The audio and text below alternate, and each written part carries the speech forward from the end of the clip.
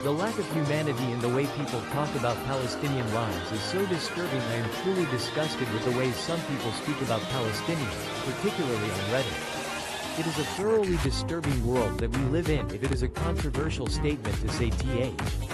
The callousness of people's conversations about Palestinian lives is deeply unsettling. I am utterly repelled by the manner in which some individuals discuss Palestinians, especially on platforms like Reddit. Our society has sunk to a distressing state when it's considered a contentious issue to acknowledge that the loss of Palestinian lives in this conflict is a heart-wrenching tragedy. What's equally disconcerting is the ease with which some people seem to accept those deaths. Edit TLDR update, USA Mo. How to properly dispose of skeleton my grandma had through legal means. My grandma was a weird one, and years ago she had purchased a full skeleton on the internet. Fully legal and real human skeleton. I don't want to throw it away or bury it because I'm afraid it might Santa. Disposing of a human skeleton in accordance with the law. I've inherited an unusual item from my grandmother's estate, a full human skeleton that she purchased from the internet years ago. The purchase was made legally and is a genuine human skeleton. I'm concerned about proper disposal methods, as I don't want to inadvertently cause a false alarm or spark a murder investigation. Given the potential for misinterpretation, I'm worried about the reaction of law enforcement officials if I explain the situation to them. I'd like to know if there are any specific guidelines or procedures for disposing of human remains, especially those that are obtained through legal means. What are the steps for properly disposing of a human skeleton, and are there any relevant regulations or laws that I should be aware of? I want to ensure that I handle this situation in a respectful and law-abiding manner. Edit. This question is being asked in the context of the United States. Update. Disposing of human remains, including skeletons, is typically regulated by local health departments and may also be subject to state laws. One of the most hurtful things my mom said to me once during an argument, she said, "You might have just one mother, but at least I have another daughter." I don't know why that hurt so much. Even when it was said during a moment of anger, it still hurt. Edit. Didn't. A painful remark that still lingers in my memory. There was a particular argument when my mother made a statement that left a deep wound. At least I have another child, even if you only have one mother. I struggle to understand why those words cut so deeply, especially since they were spoken in the heat of the moment. The pain still lingers. Edit. I didn't intend to share this on my main social media account, but now I feel too guilty to delete it. I'm sorry that our parents are flawed and hurtful. Karma versus the Karen. So short and sweet. My mother is sobbing and having a slightly loud medical issue in a public bathroom, and some 20-something-year-old Karen in training walks in. She called her gross amongst other things as she walks into a stall. Mom threw up again and th. The unfortunate encounter. My mother's distress was momentarily interrupted by a young woman's unwarranted outburst in the public restroom. This 20-something individual's harsh words and unkind demeanor echoed through the space as she entered a stall. Unfortunately, my mother's condition took a turn for the worse, and she experienced another episode.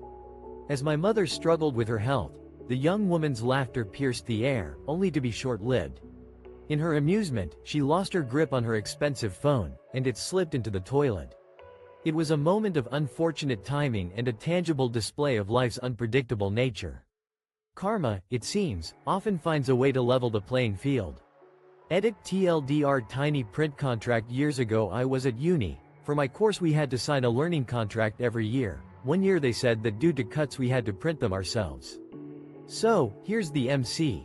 I printed the 8-page contract on one side of A4. When they objected, I pointed out a binding agreement in miniature form. During my university days, I had to sign an annual learning contract, and one year due to budget constraints, we were informed that we would be responsible for printing them ourselves. This is where the story of the protagonist begins, who decided to print the 8-page contract on one side of A4 paper. When confronted by the authorities, the protagonist simply pointed out that everyone is facing difficulties and that the contract is indeed readable upon closer inspection.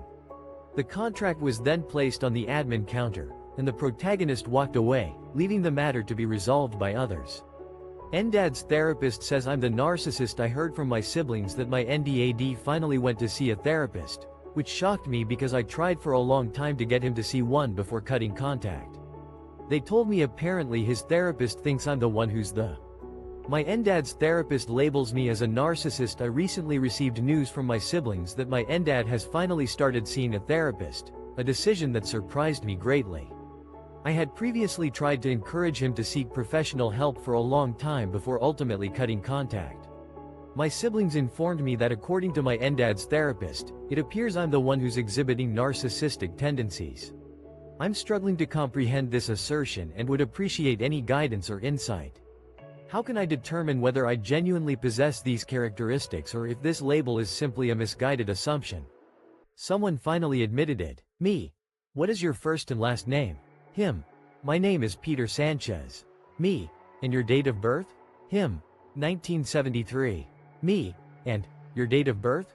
The date? Him. 1973. Me. What is the month and the day that you were born? Him. 1973. That's it. The truth comes to light me.